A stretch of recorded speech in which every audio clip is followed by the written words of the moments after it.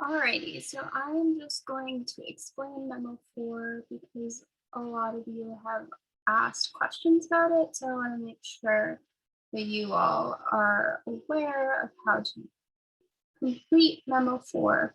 And the reason that I did not create an option where you can do a quiz this week is because qualitative methods is very much about writing and like being an observer and not so much about quantitative methods. So quizzes are sort of more quantitative in that there's a correct answer, whereas qualitative methods is very much more trying to find the multiple realities of any given situation. So I highly recommend that you watch the lecture videos before completing this assignment because it'll help you understand qualitative methods in general, and especially for the part 2 qualitative methods in practice. So part 1, you have to choose just one of these examples of qualitative methods to read. And so these are sort of the final products of people who have done qualitative methods. And as I'll talk about in the lectures, if you haven't already seen it, I divide qualitative methods into field research, and there's also qualitative interviewing. So 4 out of the 5 of these, the first 4 are all field research examples. And so people either have had a role in the setting that they're studying, or they've observed the setting that they're studying as an outsider or an insider. And so you'll pick the first 3 are readings that you can read, and the last 2 are podcasts, and this one has some video components as well. So I'll just give a brief synopsis of each of these options so you can determine which one you're most interested in. So the first one is Howard Becker, who's a classic criminologist. He sort of shifted the way we think about criminology to be more sociological, to be more about culture, to understand what type of deviance or taboo behaviors get criminalized and why. So culture and labeling are big components of Howard Becker's work. And so this is one chapter of his book, Outsiders, and it's about dance musicians, so people who use art as a way, performance art as a way of gaining financial stability. And so he observed that, I believe, in New York.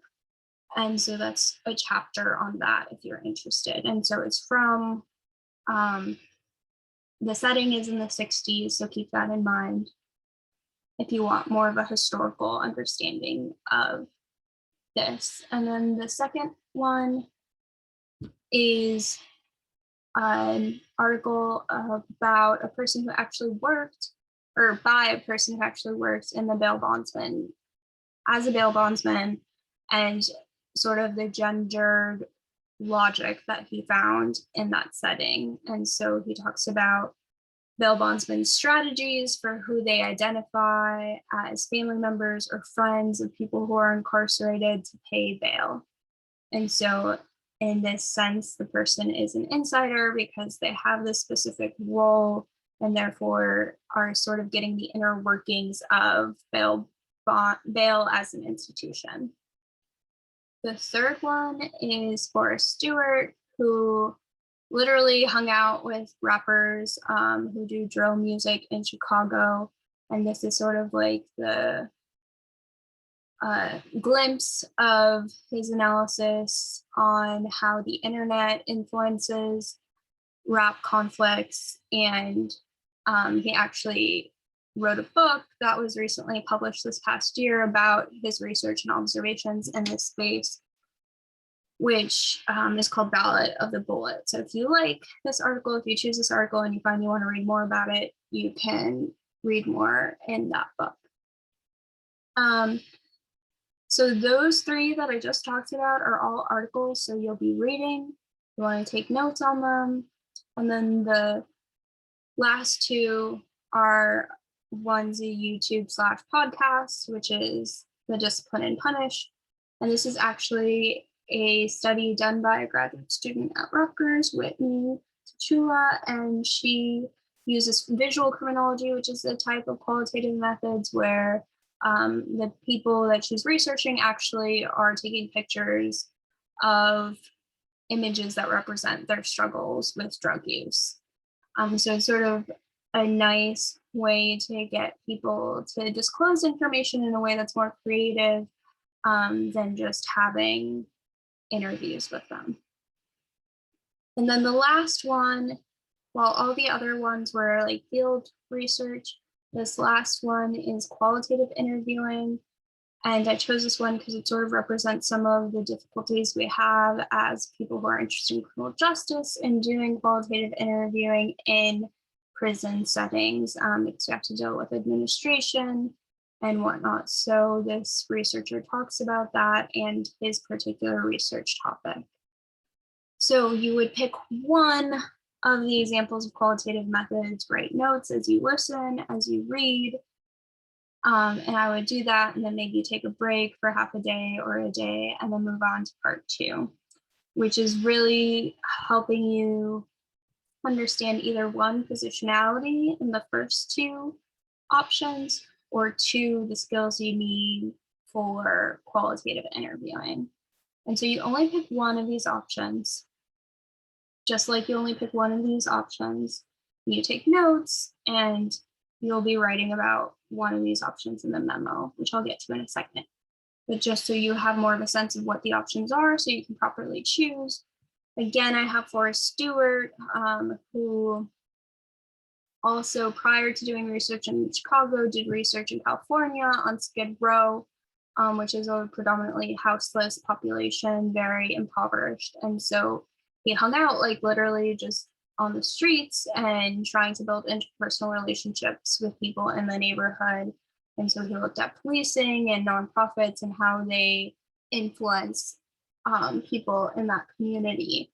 And so if you watch the lectures, you'll hear me talking a lot, especially in field research, about positionality. And so it's the idea that your identity influences the type of observations and the type of interactions you're having in the field. Whereas if you're doing an experiment, if you're doing a survey, your identity is more muted. There's sort of a computer that you're administering the survey from, or there's like structure and control in your research design where people don't really need to know your identity as a researcher. It's not about that. It's about how you set up your design. Whereas in field research, your identity really is at the core of everything you're observing, your interactions and how you're seeing. So you need to acknowledge that. Even if you're trying to be a fly on the wall, your presence is influencing observations. So Forrest Stewart talks about his identity as a mixed man and as someone who has like a shorter haircut and was perceived as a cop. And so he talks about like both the strengths and weaknesses of having that specific identity and the amount of access he had to the space he was studying. Similarly, talking about positionality is Nicole Gonzalez Van Clab, and she wrote Cook County, which is an ethnography on the Chicago court system. And she works as an insider because she was a law student and was working on both the public defender side and the prosecutorial side of the court system. And so she gets sort of a holistic picture of what the court system is and those 2 different perspectives that she, in this particular chapter, talks about being the white passing Latina and her role as a woman in that space and how that influenced her observations. So if you pick either one of those articles, write notes about it, or you can pick the activity and you wouldn't have to read either of those articles, which is to do an unstructured interview. And I would watch very closely the lecture on qualitative interviewing so you understand what an unstructured interview is. But briefly, for the purpose of this assignment, an unstructured interview is when you have an idea or a question and you just Like that's all you need to prepare for this activity is an idea, a question, and a person who consents to helping you with this activity.